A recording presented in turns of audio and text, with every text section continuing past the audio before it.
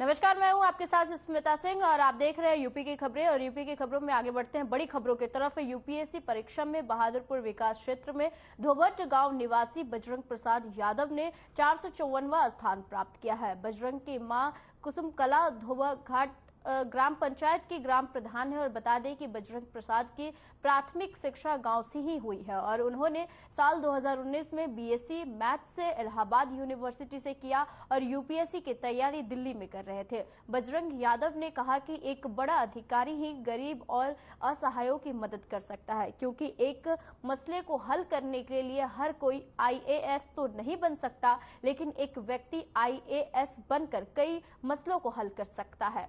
बजरंग प्रसाद यादव के इस सफलता के बाद लोगों में खुशी का माहौल है।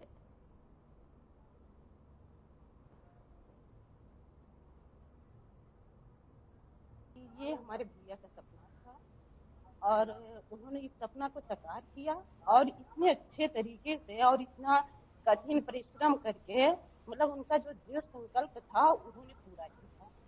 इसके लिए हम सारे परिवार, सारे रिश्तेदार जो भी सब कुछ है, सब बहुत ही मतलब आत्मा से गर्वित हैं। और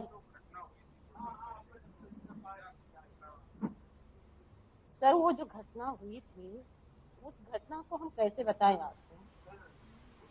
क्या पारिवारिक माहौल? नहीं, पारिवारिक माहौल तो सब कुछ सही था। अचानक में जमीन को लेकर के जो विवाद हुई थी और दबंगों ने उनको बुला करके मतलब इतने अंधेरे में रख करके अचानक मतलब एक छिपे तौर से उनके ऊपर वार किया अनजान में। उससे जो भी सब बल लाठी, उनके पास बहुत सारे हथियार थे, उसमें कई लोग शामिल थे, गांव के ही सब हैं, जिनको उनकी जो दुर्घटना दी है आज हमारे भैया नहीं, ये जो खुशी आज हमको मिली है आज उनके लिए बहुत अच्छी है। आज वो खुशी उनका सपना था ना, उनको तो देखना था, लेकिन ये गांव वालों ने उनको खत्म कर दिया। पढ़ाई का सफर बहुत कठिन रहा, लेकिन वो अपने मुकाम तक पहुंचे। हम नहीं चाहते कि जैसे वो हुए हैं प्रशासनिक सेवा में, जैसे गरीब जनता की मदद करें। जैसे हमारे साथ जो अन्याय हुआ है, जो घटना घटी है, आगे और समाज में ऐसी ना हो पाए। जैसे पिताजी की हमारी हत्या हुई थी 2 साल पहले जमीनी विवाद में, बेवजह वो माफिया लोग कब्जा किए थे, हमें अपनी जमीन निकलवाने में जान गंवाना पड़ा उनका। तो इसीलिए वो इस पद पे पहुंच गए हैं, इस मुकाम पे पहुंच गए हैं, हासिल कर लिए हैं। तो आगे कोई किसी के साथ ऐसी अनहोनी, ऐसी आपकी घटना ना हो, हमें ही जाती है। जी, क्या कार्रवाई हुई? वो हमारे गांव के ही थे, उसमें कोई कार्रवाई नहीं हुई थी। हमारे गांव के ही थे, सब दबंग किस्म के आदमी हैं, सब वो माफिया हैं और गांव के ही लोग। कार्रवाई हुई नहीं, पुलिस की कार्रवाई नहीं हुई थी। उसमें जो मुलजिम थे, जो मेन मुलजिम थे, उनका नाम निकाल दिया गया था राजनीतिक दबाव के कारण। ये जेल गए थे कुछ लोग, 1 साल बाद छूट गए थे। कोर्ट में प्रक्रिया चल रही है।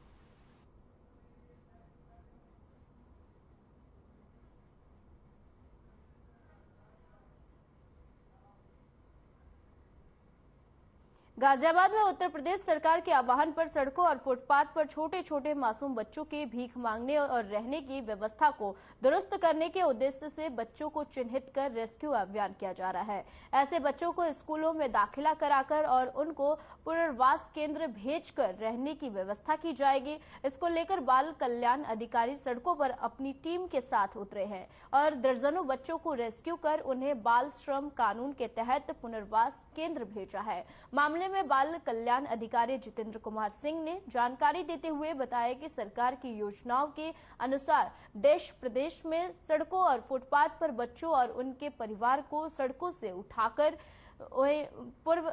पुनर्वास केंद्र ले जाया जा रहा है और जिससे कि बच्चों को एजुकेशन में बढ़ावा दे सके। बता दें कि अभियान 31 मई तक चलेगा।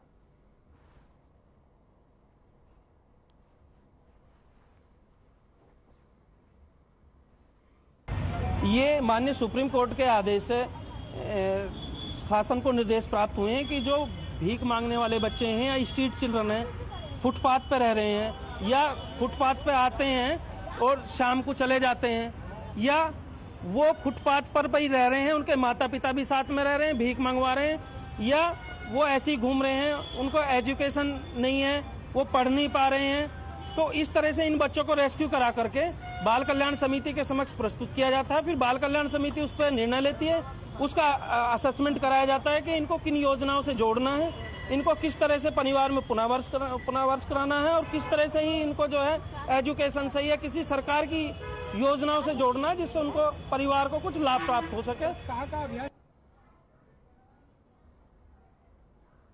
इसी बीच रुक कर लेते हैं इस वक्त की बड़ी और अहम जानकारी की तरफ, जो कि ग्रेटर नोएडा से इस वक्त की बड़ी और अहम जानकारी। आबकारी विभाग की बड़ी कार्रवाई सामने आई है। ट्रक से भारी मात्रा में अवैध शराब बरामद किया गया है और पुलिस ने एक तस्कर को गिरफ्तार भी कर लिया है। लाखों में इसकी आंकी जा रही है शराब की कीमत। आपको बता दें, थाना नॉलेज पार्क का ये पूरा मामला बताया जा रहा है। इस वक्त की बड़ी और अहम जानकारी ग्रेटर नोएडा से बता रहे हैं, जो कि आबकारी विभाग की बड़ी कार्रवाई सामने आई है और ट्रक से भारी मात्रा में अवैध शराब बरामद किए गए हैं और पुलिस ने एक तस्कर को भी गिरफ्तार कर लिया है इस मामले में और लाखों की आंकी गई है शराब की कीमत। आपको बता दें, ये पूरा मामला थाना नॉलेज पार्क का बताया जा रहा है। इस वक्त की बड़ी और अहम जानकारी ग्रेटर नोएडा से बता रहे हैं, जो कि आबकारी विभाग की बड़ी कार्रवाई सामने आई है। आपको बता दें, ट्रक से भारी मात्रा में अवैध शराब बरामद किए गए हैं और पुलिस ने एक तस्कर को गिरफ्तार भी कर लिया है और ये सारे बरामद किए हुए शराब की लाखों में आंकी गई है कीमत। आपको बता दें कि थाना नॉलेज पार्क का ये पूरा मामला बताया जा रहा है। इस वक्त की बड़ी और अहम जानकारी ग्रेटर नोएडा से बता रहे, जो कि आबकारी विभाग की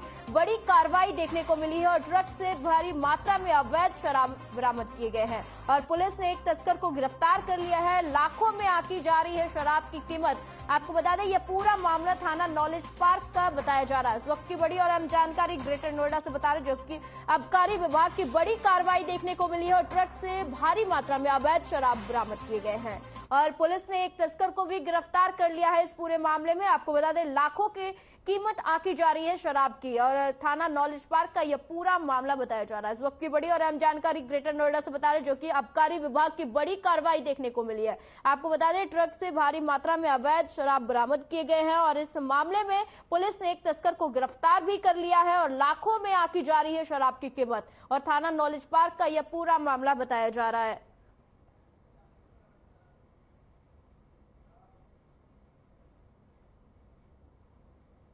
मामला हमीरपुर की तहसील सरेला के घुरौली चंद्रवारी खंड संख्या 26 का है और जहां जिला प्रशासन से बेखौफ होकर खनन माफिया अवैध खनन कर रहा है और एनजीटी के नियमों के जमकर धज्जियां उड़ाई जा रही है। बता दें कि डिजियाना इंडस्ट्रीज के नाम से खंड संख्या 26/6 संचालित है और 90 एकड़ भूमि का पट्टा वहीं आवंटित किया गया था, लेकिन सीमा से अधिक अवैध खनन किया जा रहा है।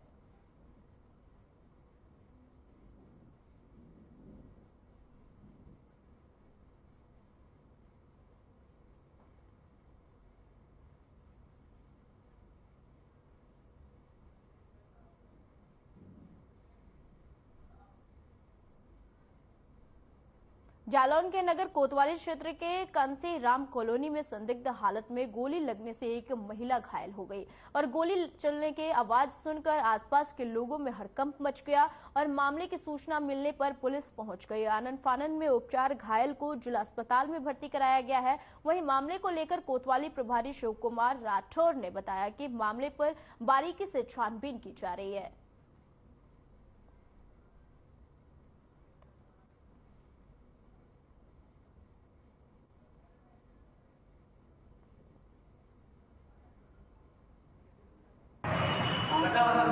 कहाँ की रहने वाली? क्या मामला हो गया?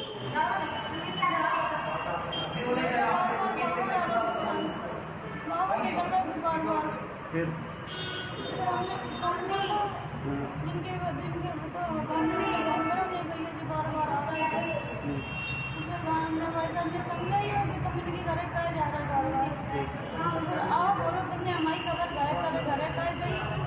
हम निकले हैं और रात में हम मार डालेंगे। फिर क्या किया उसने? गोली चला गई। कौन था? नाम क्या था? कहाँ लगी गोली?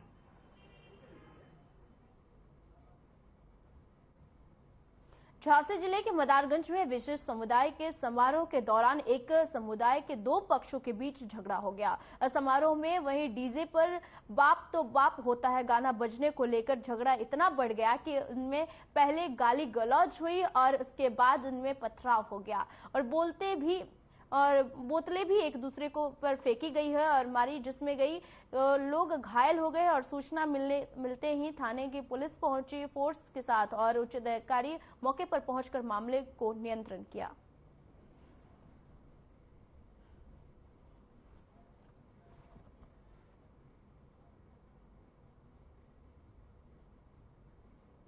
मास्टर साहब हैं, उनके बच्चे की शादी थी तो वो डीजे बजाते हुए जा रहे थे, मेहंदी की रस्म थी। तो राज मोहम्मद जो जिनकी पत्नी अभी सभासद पार्षद का चुनाव जीती थी, तो उनके तरफ के कुछ बच्चे थे तो गाने पे बजाने को लेकर एतराज किए, तो इससे थोड़ा उनके लड़ाई झगड़ा हुआ, ईंट पत्थर चलाए थे और इससे 2-3 लोग घायल हैं। उनके तरफ से नूर मोहम्मद, राज मोहम्मद की तरफ से 2-3 लोग घायल हैं, हल्की फुल्की चोटें हैं, एक आध 2 लोगों को इधर भी है। तो दोनों बच्चों से बातचीत की गई है और तहरीर ली जा रही है और मौके पे जो भी कार्रवाई है विधिक कार्रवाई करेंगे। अभियोग पंजीकृत के इस पे कड़ी कार्रवाई करेंगे। जो भी इसी बीच रुक कर लेते हैं इस वक्त की बड़ी और अहम जानकारी की तरफ, जो कि लखीमपुर खीरी से इस वक्त की बड़ी और अहम जानकारी सामने आ रही है। पुलिस और बदमाशों के बीच मुठभेड़ हुआ है, पुलिस के हत्थे वहीं बदमाश करण उर्फ बबलू चढ़ा है। इस वक्त की बड़ी और अहम जानकारी आपको बता रहे हैं, जो कि बता दें पुलिस के हत्थे छोड़ा है बदमाश करण उर्फ बबलू और मुठभेड़ में पकड़ा गया है 25,000 का इनामी बदमाश। और पुलिस मुठभेड़ में अपराधी के पैर में गोली लगी और उसके बाद इलाज के लिए अस्पताल में कराया गया भर्ती और अपराधी करण उर्फ बबलू पर कई मुकदमे दर्ज है। वक्त की बड़ी और अहम जानकारी आपको लखीमपुर खीरी से बता रहे हैं, जो कि बता दें पुलिस के हत्थे बदमाश करण उर्फ बबलू चढ़ा है और मुठभेड़ में पकड़ा गया 25,000 का इनामी बदमाश। और पुलिस मुठभेड़ में अपराधी के पैर में गोली लग गई और गोली लगने के बाद इलाज के लिए अस्पताल में भर्ती कराया गया और इस अपराधी करण उर्फ बबलू पर कई मुकदमे दर्ज है पहले से। इस वक्त की बड़ी और अहम जानकारी लखीमपुर खीरी से बता रहे, जो कि बता दें पुलिस और बदमाशों के बीच मुठभेड़ हुआ और मुठभेड़ के दौरान बदमाश करण उर्फ बबलू को पुलिस के हाथे चढ़ना पड़ा और मुठभेड़ में पकड़ा गया 25,000 का इनामी बदमाश। और पुलिस मुठभेड़ में अपराधी के पैर में गोली लग गई और गोली लगने के बाद इलाज के लिए अस्पताल में भर्ती करा दिया गया। और आपको बता दें कि अपराधी करण उर्फ बबलू पर कई मुकदमे पहले से भी दर्ज किए गए हुए हैं। इस वक्त की बड़ी और अहम जानकारी लखीमपुर खीरी से बता रहे, जो कि पुलिस और बदमाशों के बीच मुठभेड़ हुई और मुठभेड़ के दौरान बदमाश करण उर्फ बबलू चढ़ गया पुलिस के हाथे और मुठभेड़ में पकड़ा गया 25,000 का इनामी बदमाश।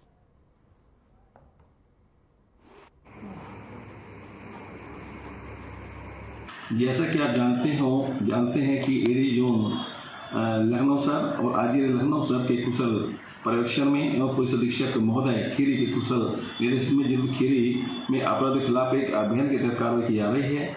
इसी अभियान की श्रृंखला में जिला खीरी में जगह जगह स्थान बदल करके रैंडमली चेकिंग हो रही है। उद्देश्य है कि संदिग्ध व्यक्ति चेकिंग हो, उन पर कार्रवाई हो।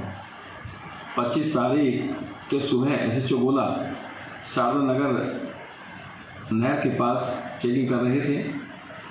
चेकिंग के दौरान एक व्यक्ति जो संदिग्ध प्रतीत हो रहा था मोटरसाइकिल पर आता हुआ दिखाई दिया, उसे रोकने का प्रयास किया, लेकिन बदमाश जो मोटरसाइकिल सवार था उसने अलीगंज की तरफ भागा और पुलिस से गिरता हुआ देख करके उसने पुलिस फायर करना शुरू कर दिया। पुलिस ने भी फिर अपने बचाव में आत्मरक्षा फायर किया, जो बदमाश के दाहिने पैर में लगा। जब घायल बदमाश की गई तो उसका नाम करण उर्फ बबलू बताया, जिसकी उम्र वो 25 वर्ष है। महोबा में पहाड़ खदान में भरे पानी में नहाने गए 3 मासूम डूब गए और जिनकी चीख पुकार सुन इकट्ठा हुए ग्रामीणों ने सभी को बाहर निकाला, लेकिन इस हादसे में एक मासूम की दर्दनाक मौत हो गई, जबकि 2 अन्य लड़कों को ग्रामीणों द्वारा बचा लिया गया। अचेत अवस्था में मासूम को लेकर जिला अस्पताल पहुंचे, जहां डॉक्टरों ने उसे मृत घोषित कर दिया। पुलिस द्वारा शव को कब्जे में लेकर पंचनामा भर पोस्टमार्टम के लिए कार्रवाई की जा रही है।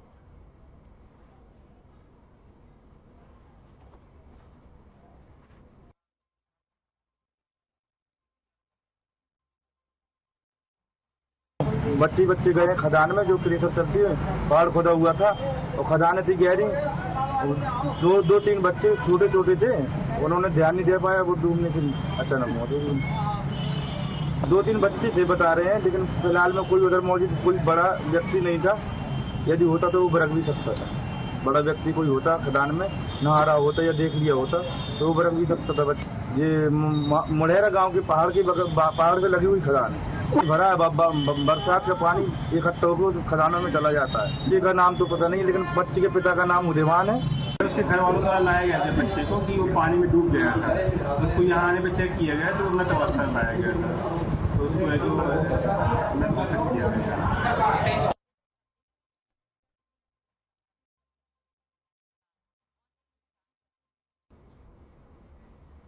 मिर्जापुर में राज्य मंत्री रविंद्र जायसवाल मां विद्यावासिनी के दरबार पहुंचे। उन्होंने मां विद्यावासिनी के दर्शन पूजा अर्चन के बाद पत्रकारों से वार्ता की और सरकार की उपलब्धियों को गिनाया। साथ ही उन्होंने कहा कि सीएम योगी के नेतृत्व में यूपी के लॉ एंड ऑर्डर बेहतर होने के कारण से प्रॉपर्टी की खरीद बिक्री बढ़ी है और खरीद बिक्री 130% बढ़ गया है। और उन्होंने यह भी कहा कि लोग अपना आशियाना वहां लगाना चाहते हैं जहां वह सुरक्षित हो, उनकी बहु बेटियां सुरक्षित हो।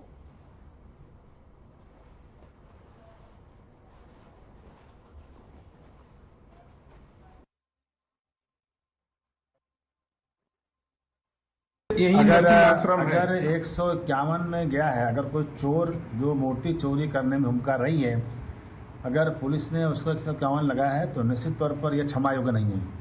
आपने विषय रखा, अगर विषय रखा है तो मैं बात करता हूँ। अगर 151 क्या होता है, कभी कभी लोग आपस के झगड़े को कहीं और घुमा के ले जाते हैं। 151 का मतलब है कि दो पक्ष किसी बात पर जब लड़ रहे हों, और अगर चोरी का घटना हुआ है तो यह 151 नहीं आता है। हाँ, अगर किसी ने फर्जी चोरी का एक नाटक कर रहे हैं तो अलग बात है, यह जांच की विषय है। मैं सब पूछता हूँ अभी अधिकारियों से। और साधु कुछ नोएडा में गुरुवार की सुबह उस समय हड़कंप मच गया जब विश्व हिंदू परिषद के नेता उमानंदन कौशिक के भतीजे की लाश एक पार्क में पेड़ पर लटकी मिली और परिजनों ने युवक की हत्या कर शव पेड़ पर लटकाए जाने की आशंका जाहिर की है और पुलिस ने कार्रवाई की मांग की है। मौके पर पहुंचे पुलिस ने शव को कब्जे में लेकर पोस्टमार्टम के लिए भेज दिया है। मामले की जांच पड़ताल शुरू कर दी गई है।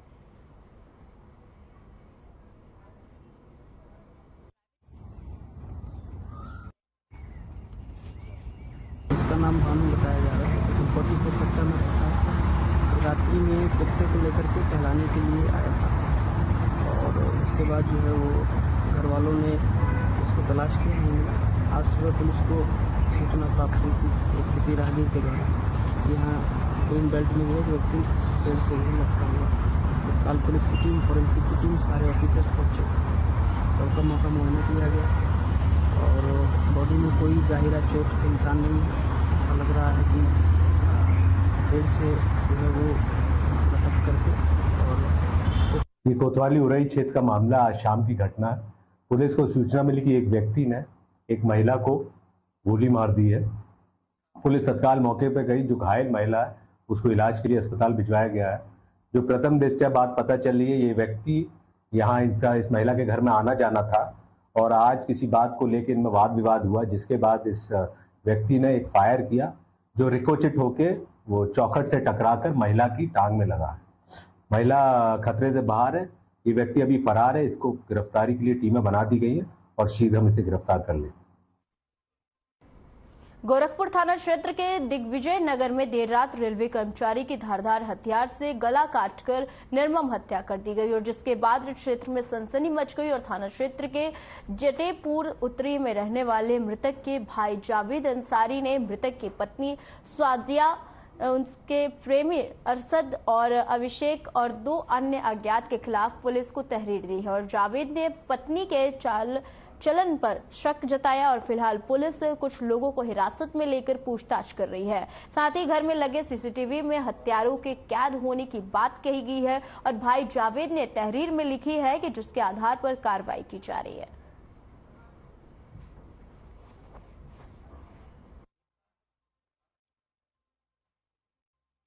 ढाई बजे रात को हल्ला हुआ तो हम लोग उठ के अंदर गए तो देख रहे मर्डर हुआ है। किसका? अफरोज भाई का। अच्छा, अफरोज भाई कैसे आदमी थे? कब से रह रहे थे यहाँ पे? अफरोज भाई लगभग 7-8 साल से यहाँ पे रह रहे हैं। उनका व्यवहार तो बहुत अच्छा ही था। तो इनके साथ मकान में और कौन कौन रहता है? किराएदार भी रहते हैं क्या? जी हाँ। कितने किराएदार रहते हैं? ऊपर तो लगभग 8-10 कमरे हैं, सभी कमरे फुल ही है। तो किस तरह के परिवार वाले रहते थे? नहीं सर, सभी स्टूडेंट थे सर। स्टूडेंट थे। जी हाँ। तो क्या मामला था, कुछ पता चल पाया क्यों करते हैं? मामला तो ये सर, कल रात को तकरीबन 2:20 पे मेरे पास कॉल आया साजिया अंसारी का कि आपके भाई को कोई मार रहा है। तो मैं आनंद फानंद में अपने 2 भाइयों के साथ मौके पहुंचा तो देखा डेड बॉडी वहां पड़ी हुई थी। क्या लग रहा कि कौन लोग थे? तो कुछ उनकी पत्नी ने कुछ बताया? जी, उसमें उनकी पत्नी का कथित तौर पे अरशद और अभिषेक चौधरी, ये 2 युवक के साथ अवैध संबंध था, जिनके साथ वो मिलकर मेरे भाई की हत्या की गई है। खबर रायपुर से है, जहां हेट स्पीच मामले को लेकर सपा नेता आजम खान को एमपी एमएलए कोर्ट से राहत मिली है। कोर्ट ने आजम खान को बरी कर दिया है और आजम खान ने दोष सिद्ध के विरोध में एमपी एमएलए कोर्ट से अपील की थी और अपील पर बहस होने के बाद एमपी एमएलए कोर्ट ने आजम खान के पक्ष में फैसला सुनाया है। आरोप में हेट स्पीच मामले में वह प्रोसिक्यूशन सिद्ध नहीं कर पाया है और बता दें कि 2019 में लोकसभा सामान्य निर्वाचन के दौरान हेट स्पीच देने का आरोप लगा था।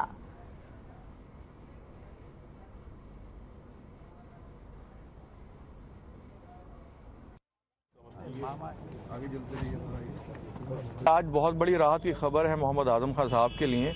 उनको हेट स्पीच के एक मामले में, जिसका क्राइम नंबर 185 ऑफ 2019 था, उस मुकदमे में निचली अदालत में स्पेशल मजिस्ट्रेट की कोर्ट एमपी एमएलए की जो कोर्ट थी उसमें उनको सज़ा हुई थी और आज उसके खिलाफ जो अपील फाइल की थी स्पेशल जज एमपी एमएलए की कोर्ट से, वहां से मोहम्मद आजम खान साहब को बरी कर दिया गया है और निचली अदालत को कोर्ट ने उस फैसले को सेटिसाइड कर दिया है, ख़त्म कर दिया है। और अदालत ने अब ये कहा है कि ये जो अभियोजन पक्ष अपने जो साक्ष्य को पूरी तरीके से साबित नहीं कर पाया, अपने पक्ष को जो है वो प्रूव नहीं कर पाया।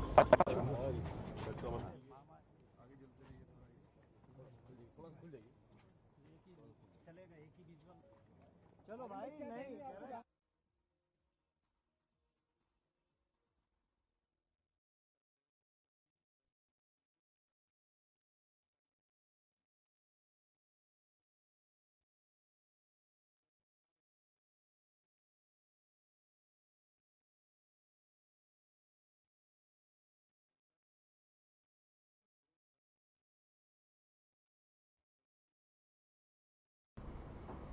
इसी बीच पीसी सखी सम्मेलन में सीएम योगी आदित्यनाथ क्या कुछ कह रहे हैं, ये सुनाते हैं।